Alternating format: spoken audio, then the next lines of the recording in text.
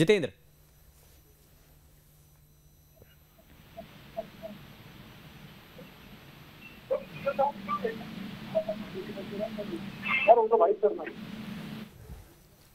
चलिए, लगातार हमारे संवाददाता ग्राउंड जीरो से हमारे साथ बने हुए हैं। वापस से हम जितेंद्र से संपर्क साधने की कोशिश करेंगे, लेकिन लगातार ये तस्वीरें भी आपको दिखा रहे हैं।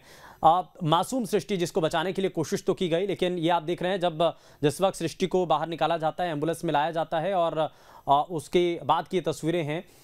एक्सपर्ट की टीम, डॉक्टर्स की टीम, प्रशासनिक अधिकारी, पुलिस अधिकारी सभी इस वक्त मौके पर थे और अस्पताल में सभी इस वक्त मौजूद भी हैं। हालांकि पुलिस अधिकारी की तरफ से बताया भी गया इसमें कि जो भी इसमें वैधानिक कार्रवाई होनी चाहिए वो जरूर की जाएगी। इसमें जो भी एक्शन लिया जाना चाहिए वो एक्शन जरूर लिया जाएगा। लेकिन ये सीधी तस्वीरें आप इस वक्त देख पा रहे थे, जहां पर वापस से, क्योंकि जिस एम्बुलेंस के जरिए बच्ची को लाया गया था उस एम्बुलेंस की तस्वीरें हमने आपको एक बार फिर से दिखाई। वापस से जरा रुक कर लेते हैं, हमारे संवाददाता जितेंद्र भी हमारे साथ लगातार बने हुए हैं। जितेंद्र, कई चीजें साफ हो चुकी हैं। एक तो 40 घंटे पहले सृष्टि की मौत हो चुकी थी, दूसरा कि सृष्टि की दम घुटने से मौत हुई है। अगर ऑक्सीजन सप्लाई शुरुआत में सही तरीके से पहुंच जाती तो शायद सृष्टि को बचाया जा सकता था। शायद जिन टेक्निक्स का इस्तेमाल किया गया प्रशासन की टीम के द्वारा रेस्क्यू ऑपरेशन के अंदर, अगर उनके अंदर बदलाव लाया जाता, किसी दूसरी टेक्निक का इस्तेमाल किया जाता तो शायद सृष्टि को बचाया जा सकता था। ये कई सवाल हैं जो कि अब उठ रहे हैं।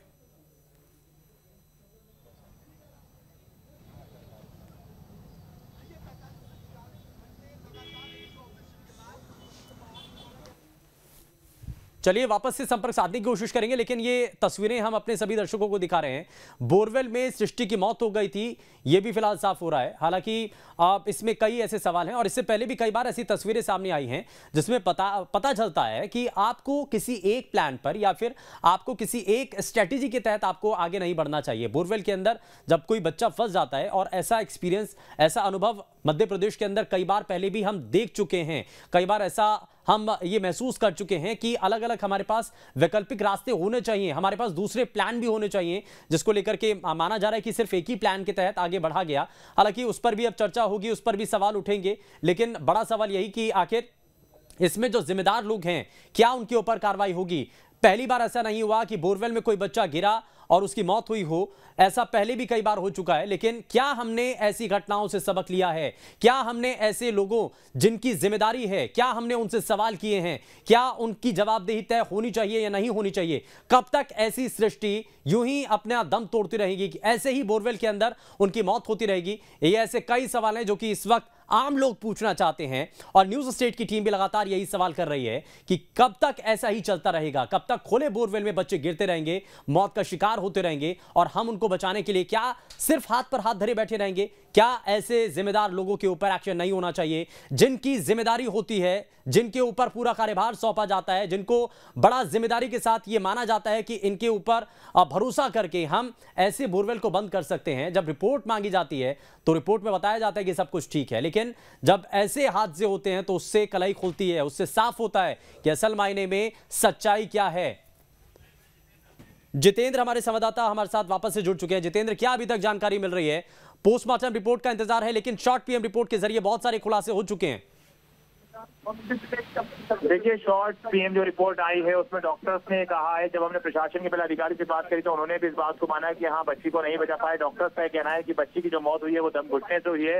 इसके अलावा उन्होंने कहा है कि जो शॉर्ट पीएम रिपोर्ट आएगी उसमें खुलासे होंगे, लेकिन जिस प्रकार से जो डॉक्टरों के चेहरे पर एक कहा जा सकता है कि जो उनका चेहरा था, जिस प्रकार से उतरा हुआ था, वो ये बता रहा था कि कई ऐसी चीजें हुई हैं जो शायद समय पर सही तरीके से की जाती तो शायद आज उस मासूम बच्ची को बचाया जा सकता था। और यहाँ पर सिर्फ ये बताया गया है कि दम घुटने की वजह ही मासूम सृष्टि की मौत की वजह मानी जा रही है। एक मासूम बच्ची जो जिंदगी मौत के बीच जूझ रही थी, लगातार उसको बचाने का प्रयास किया जा रहा था, बावजूद इसके यहाँ पर उसकी मौत हो जाती है, तो ये अपने आप में कई बड़े सवाल जो है अब वो खड़े होने लगे हैं।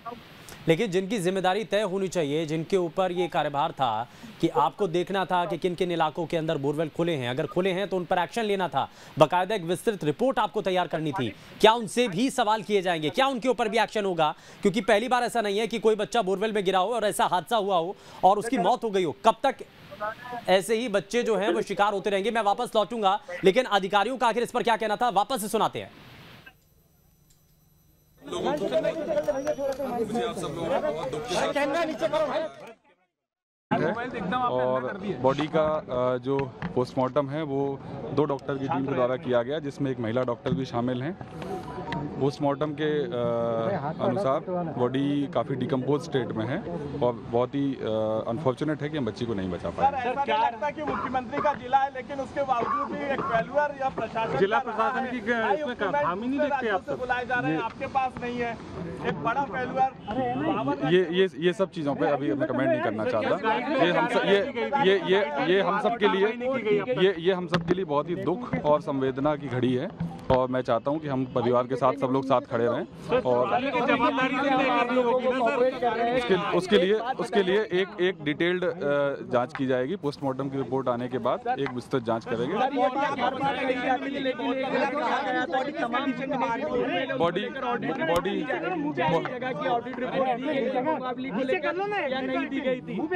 बॉडी बहुत ही डिकम्पोज स्टेट में मिली है, इसलिए डिटेल जो भी है वो पोस्टमार्टम के बाद बताऊंगा। देखिए, शॉर्ट पीएम रिपोर्ट आई है, किस वजह से मौत हुई, कुछ कारण डॉक्टर साहब बताएंगे, डॉक्टर साहब बता देंगे। जो पीएम रिपोर्ट अभी हमने पोस्टमार्टम किया है, अभी बता। सांस की गति रुकने के कारण मृत्यु। कैसे हुई?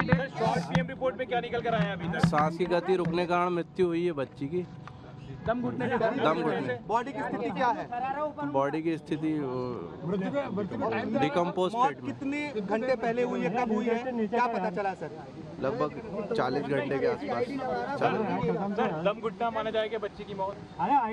जी सर, क्या जिसका खेत उस पर कार्रवाई की गई? बिल्कुल, उस पर वैधानिक कार्रवाई करेंगे, FIR करेंगे।